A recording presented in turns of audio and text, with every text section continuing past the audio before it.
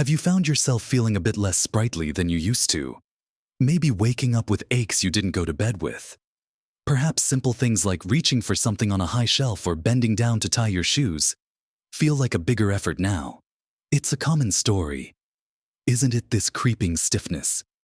The feeling that your body isn't quite keeping up with your spirit. That nagging discomfort that makes you hesitate before saying yes to a walk or getting down on the floor to play with grandchildren. It can feel like you're losing a bit of your independence, like you're fading from vibrant to simply managing. I certainly felt that way not long ago, feeling a bit like a creaky gate that needed oiling. I was tired of feeling limited, of the stiffness that seemed to settle in overnight. I longed to feel more fluid, more capable, less fragile. And then I stumbled upon something incredibly simple, something that felt almost too good to be true. A gentle approach using nothing more than my own hands and a little bit of knowledge. It sparked a thought: could something this natural really make a difference? It led me on a short, 2-week journey that honestly surprised me. In this video, I'm going to share that journey with you.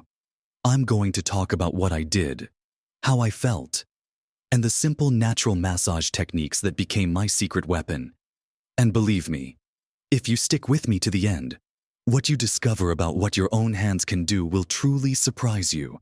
Now, let me tell you, when I decided to embark on this little experiment, I wasn't exactly a picture of peak physical condition. My shoulders felt perpetually tight, holding on to stress like a vice. My lower back would often ache after sitting for too long, making standing up a slow, careful process. My legs felt heavy, sometimes even swollen at the end of the day.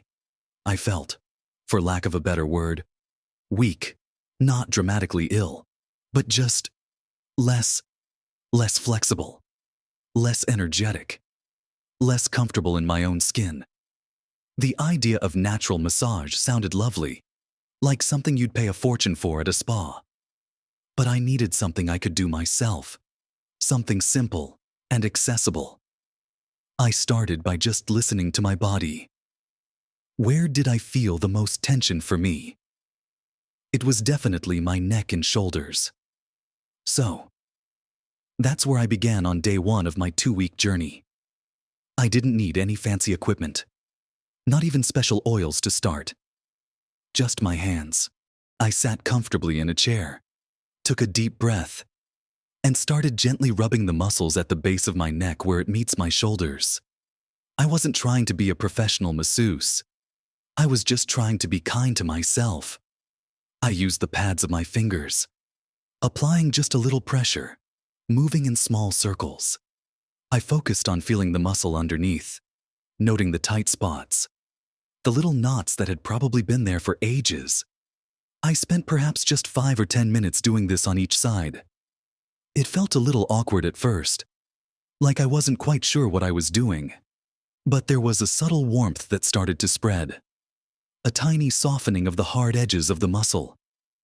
It wasn't a dramatic transformation, not by a long shot, but it was a start. I decided to do the same simple neck and shoulder rub each morning and each evening.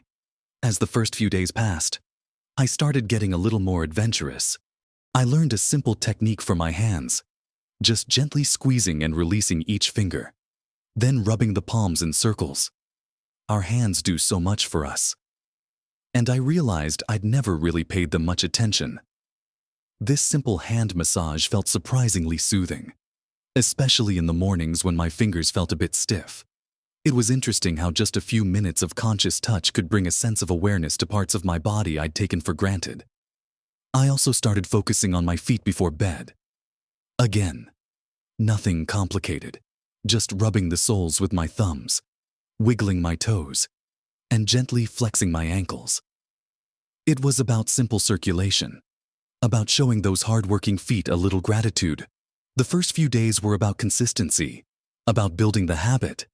It wasn't always easy to remember, especially in the evening when I was tired, but I made a conscious effort, telling myself it was just 5 minutes, maybe 10. And I noticed something else subtle happening. Beyond the slight physical changes, there was a mental shift.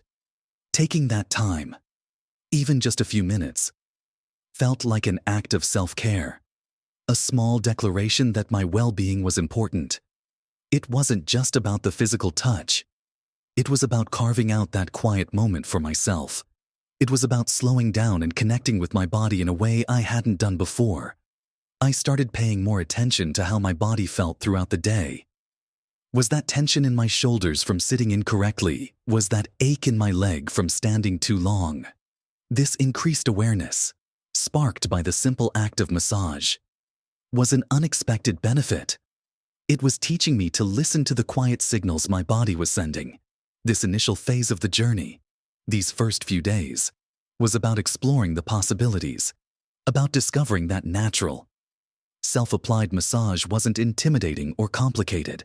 It was accessible, simple, and offered a glimmer of hope that perhaps I didn't have to just accept the aches and stiffness as an inevitable part of getting older. It laid the groundwork for what was to come in the second week. These early, gentle steps were crucial. They built confidence and revealed the potential within my own touch. I realized I didn't need anyone else. I had the tools right here, at my fingertips. This gentle exploration of self-massage in the first week was eye-opening. It was less about fixing things dramatically and more about acknowledging my body, giving it attention, and initiating a conversation with it, if that makes sense. It was a slow, steady beginning, but it was definitely leading somewhere. And as I moved into the second week, things started to feel different. Transitioning into that second week, the subtle changes I'd noticed in the first few days began to deepen. That initial awkwardness I felt was replaced by a sense of familiarity. My hands seemed to know where the tight spots were without me having to think too hard. I started spending a little longer on each area, perhaps 15 minutes in the morning and 15 in the evening. I was still focusing on the simple techniques, gentle rubbing, circular motions, light kneading, but I was applying them with a little more intention. I started adding a simple, natural oil, just some olive oil from the kitchen or almond oil if I had some. A small amount warmed slightly in my hands made a world of difference. It helped my hands glide more easily and seemed to allow me to work a little deeper into the muscles without causing any discomfort. This felt like a small upgrade, a way to enhance the natural process. I expanded my focus beyond just my neck, shoulders, hands, and feet. I started working on my legs, using the palms of my hands. I would stroke upwards from my ankles towards my knees, and then towards my hips. This felt particularly good in the evenings, helping to relieve that tired, heavy feeling. I also tried some gentle kneading on my thighs, focusing on areas that felt a bit tight. It wasn't vigorous, it was always gentle, responding to what my body was telling me. If an area felt sensitive, I'd lighten the pressure or simply move to a different spot. I learned that this wasn't about pushing through pain. It was about working with my body. I started incorporating some simple movements alongside the massage. For example, while massaging my neck, I would gently tilt my head from side to side or roll my shoulders. While massaging my legs, I might gently flex and point my toes or rotate my ankles. These combined actions, the massage and the movement, seemed to amplify the benefits. I felt a noticeable increase in my flexibility, particularly in my neck and shoulders. It was easier to turn my head, to reach behind me. The constant stiffness that had been my unwelcome companion for so long began to dissipate. The ache in my lower back didn't vanish completely, but it became much less frequent and less intense. Getting up from a chair no longer felt like such an ordeal. There was a newfound fluidity in my movements. It wasn't just about easing stiffness. I also noticed a difference in my energy levels. When my body felt less restricted, less burdened by tension, I naturally felt more energetic. Simple tasks that had felt tiring now felt more manageable. I felt less drained at the end of the day.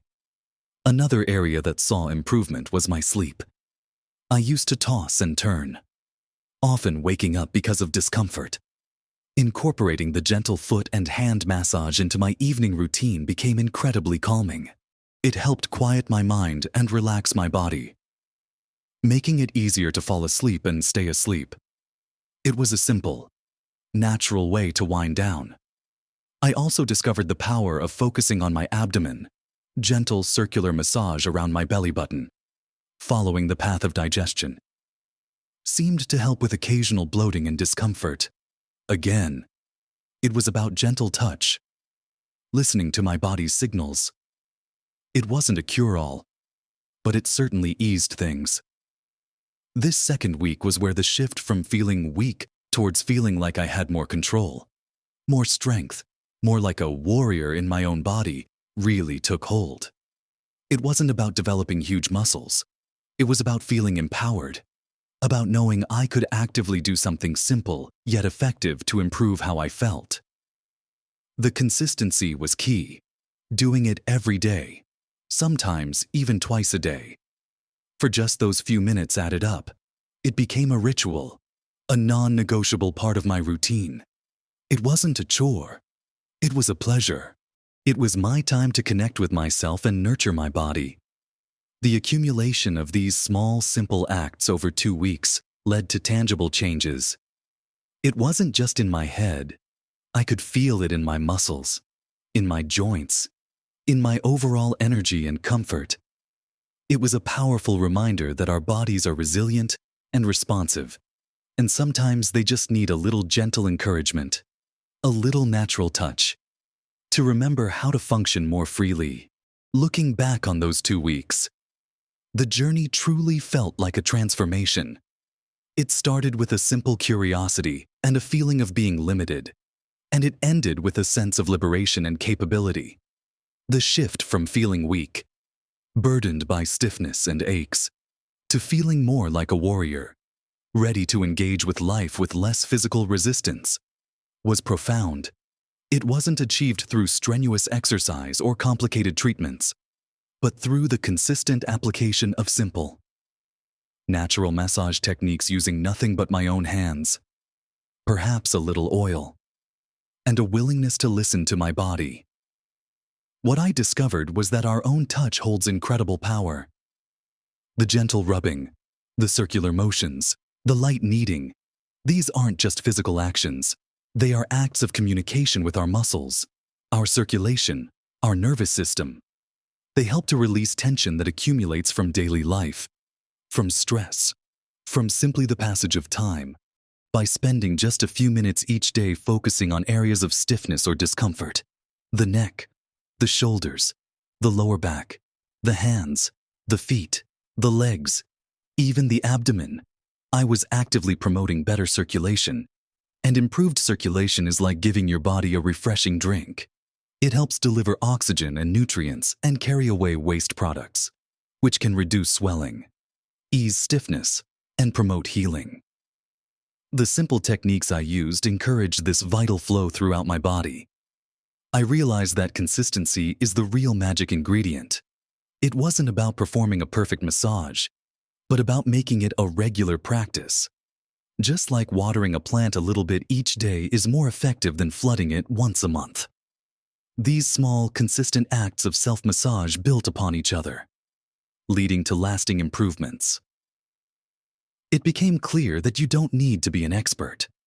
You don't need fancy equipment or expensive appointments. Your own hands, guided by your own body's sensations, are incredibly effective tools. The surprise I mentioned at the beginning, the thing that truly opened my eyes, wasn't some hidden product or complex method. It was the sheer effectiveness and simplicity of this natural approach. It was the realization that the power to alleviate discomfort, increase flexibility, boost energy, improve sleep, and simply feel better in my own skin was quite literally at my fingertips all along. It was astonishing how just a couple of weeks of this consistent, gentle practice could make such a noticeable difference in my daily comfort and my overall sense of well-being. It wasn't about becoming 20 again. but about reclaiming a level of comfort and capability that I thought I might have lost forever. It's about proving that you can actively participate in feeling good, no matter your age. You don't have to passively accept feeling limited by aches and stiffness. These simple, natural massage techniques offer a way to actively counter those feelings. To empower yourself, remember, small changes can indeed make a huge difference to your health and happiness. If you've been struggling with similar aches, stiffness, or just feeling less energetic, I truly hope sharing my 2-week journey inspires you to try incorporating some simple, natural massage into your own routine. I'd absolutely love to hear your thoughts and experiences. Have you ever tried self-massage? Are there particular areas where you feel the most tension? Share your journey or your questions in the comments below. Let's learn from each other. And if you found this video helpful or inspiring, please give it a thumbs up. It helps others who might be feeling the same way find this information. And don't forget to subscribe to the channel for more simple, practical tips and insights on living your best life at every age.